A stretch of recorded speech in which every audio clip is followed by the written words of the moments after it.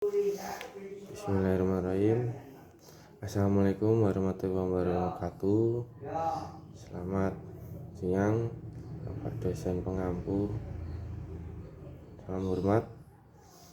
Saya mengucapkan diri Dimas Afan Yudanto dari kelas 2C NIT 572011337547. Nomor absen 07. Di sini saya menjelaskan tugas pokok dan fungsi instansi Bea Cukai, Imigrasi, dan Sabanda menurut UU. Pertama, tugas Direktorat Jenderal Bea Cukai mempunyai tugas menyelenggarakan perumusan dan pelaksanaan kebijakan di bidang pengawas, penegakan hukum, pelayanan, optimalisasi penerimaan negara di bidang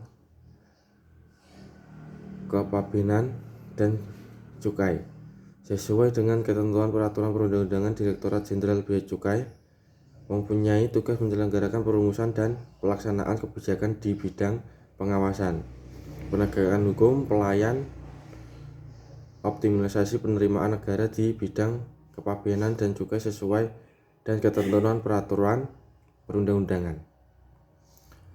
Fungsinya: 1. Perumusan kebijakan di bidang penegakan hukum, pelayanan, dan pengawasan, optimalisasi penerimaan negara di bidang kepabeanan dan cukai. 2. Pelaksanaan kebijakan di bidang pengawas, penegakan hukum, pelayanan, dan optimalisasi penerimaan negara di bidang kepabeanan dan cukai. 3. Penyusunan norma, standar, prosedur, kriteria di bidang pengawasan, penegakan hukum, pelayanan, dan optimalisasi penerimaan di negara di bidang kepabeanan dan cukai. 4. Pemberian bimbing teknis dan supervisi di bidang pengawasan, penegakan hukum, pelayanan, optimalisasi penerimaan negara di bidang kepabeanan dan cukai. 5. Pelaksanaan, pemantauan, evaluasi, dan pelaporan di bidang pengawasan, penegakan hukum, pelayanan, optimalisasi penerimaan negara di bidang kepabeanan dan cukai. 6. Pelaksanaan administrasi Direktorat Jenderal Bea Cukai. Dan 7. Pelaksanaan fungsi lain yang diberikan oleh Menteri Keuangan. Imigrasi. Tugas pokok fungsi imigrasi dikenal juga dengan fungsi imigrasi. Trifungsi imigrasi ini meliputi: 1. Pengaturan tentang berbagai hal mengenai lalu lintas orang keluar masuk, tinggal, dan ke dalam wilayah negara Republik Indonesia. 2. Pengaturan tentang berbagai hal mengenai pengawasan orang asing di wilayah Republik Indonesia. 3. Pemeriksaan dokumen perjalanan baik negara yang ditinggal, negara yang dikunjungi, maupun negara yang dilalui. Berdasarkan batas-batas teritorial negara Republik Indonesia yang diakui secara internasional, maka timbul yurisdiksi hak dan kewajiban hukum Indonesia atas setiap orang benda yang perbuatan yang berada terjadi di bawah dan di atas wilayah Indonesia. Dari sudut pandang keimigrasian, bahwa dalam lingkup batas-batas teritorial keimigrasian fungsi meminimalisasi dampak negara dan mendorong dampak positif yurisdiksi sementara yang timbul akibat keberadaan orang asing yang bersifat sementara selama berada dalam wilayah Indonesia. Oleh karena itu, fungsi keimigrasi dapat berada di darat, laut, udara, wilayah Indonesia. Pada tempat tertentu yang menjadi gerbang masuk atau keluar suatu wilayah dilakukan clearance secara universal oleh imigrasi yang kemudian bekerjasama dengan pihak-pihak terkait seperti kaston, bea dan cukai, dan karantina. Pihak polisi dan militer dalam satu perlintasan. Adapun kapasitas area kerja meliputi imigrasi dan clearance perlintasan manusia. Kedudukan, tugas, dan fungsi berdasarkan Pasal 528.